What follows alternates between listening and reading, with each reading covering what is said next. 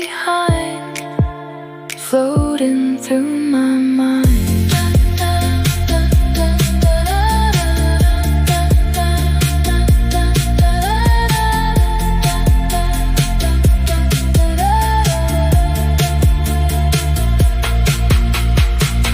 Streetlights fading through the rain, your shadow sleeping on the window pane. Quiet voices underneath the dark, like a photograph without a spark. And the city moves so slow tonight, blue reflections in your tired eyes. I still feel you in the atmosphere, like a dream that never disappears.